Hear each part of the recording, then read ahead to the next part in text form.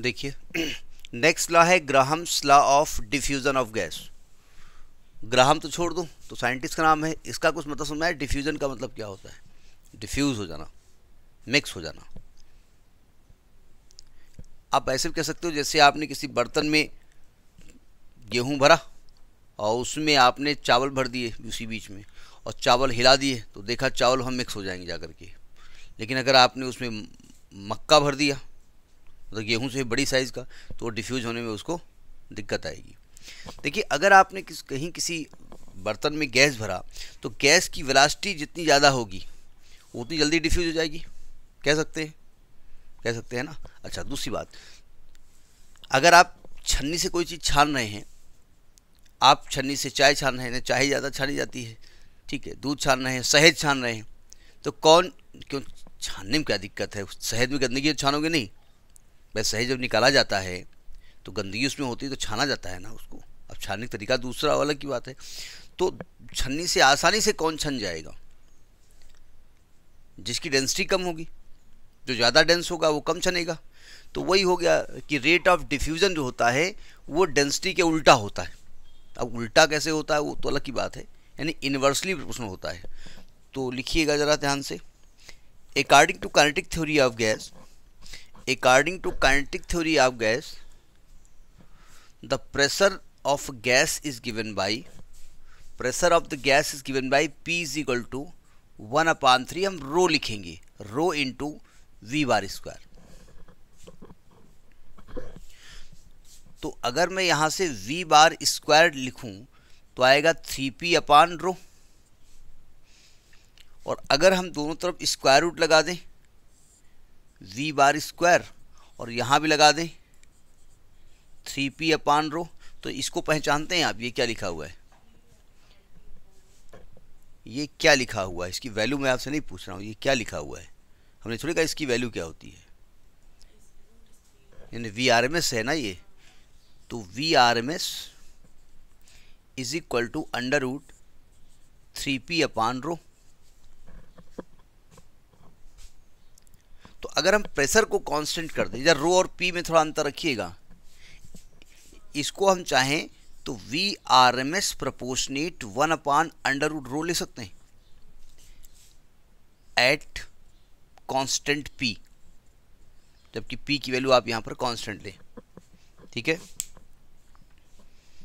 तो जरा इससे क्या स्टेटमेंट मिला लिखिए, हेंस न लिखिए 10 लिखिए, 10 at constant pressure, thus at constant pressure the root mean square velocity of the gas molecule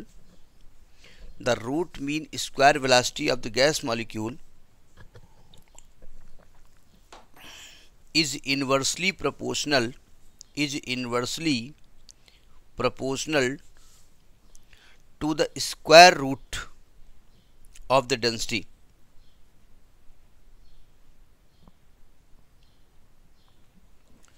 square root of its density। अब मान लिया आपने किसी बर्तन में दो गैसेस ले ली, पैराग्राफ चेंज करके लिखिए, consider two gases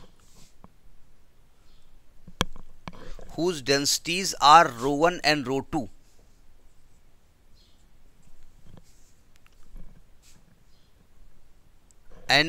and RMS speed of their molecules are V1 RMS and V2 RMS। RMS speed VRMS होता है तो कुछ दो गैसेस हैं तो कुछ चेंज करना पड़ेगा ना। जैसे किसी क्लास में दो लड़कियां 2-3 एक ही नाम की खुशी, तो फिर नाम कैसे लिया? खुशी 1 खुशी 2 ऐसे लिखा जाता ना, ऐसे। तो वही समझ लीजिए, V1 RMS and V2 RMS are taken at the same pressure P, then अगर यहाँ से हम देखें तो क्या मैं इसको V1 RMS upon V2 RMS is equal to √ρ2/ρ1 नहीं लिख सकता हूँ? उल्टा हो जाएगा ना। V1 RMS का रो नीचे आएगा, V2 RMS नीचे है तो इसका रो ऊपर जाएगा। अब देखो जितनी ज़्यादा वेलोसिटी होगी उतना ज़्यादा डिफ्यूज़न होगा।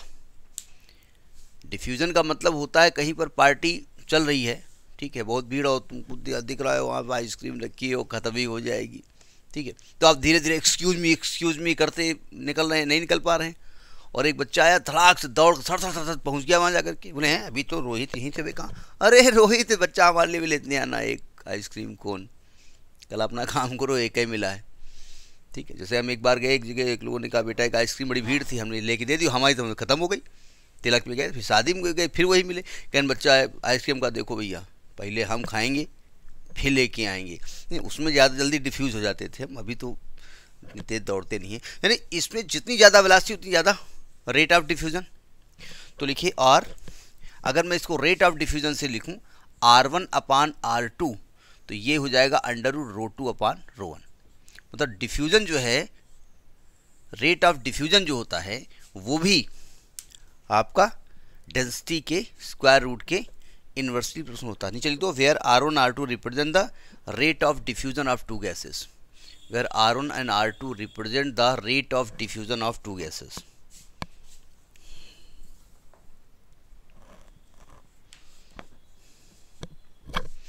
तो ये आपका Graham's law of diffusion of gas है, ये हम छोटे क्लासेस से पढ़ के आए, केवल इसके पहले जो रेग्नॉल्ड नंबर पढ़ाएगा, रेग्नॉल्ड लॉ पढ़ाएगा, तो वो केवल हमने नहीं पढ़ा, ठीक है, बोले नहीं हमने तो ये भी नहीं पढ़ा, वो एक अलग की बात है, लेकिन ये हमारे 10th लेवल में था।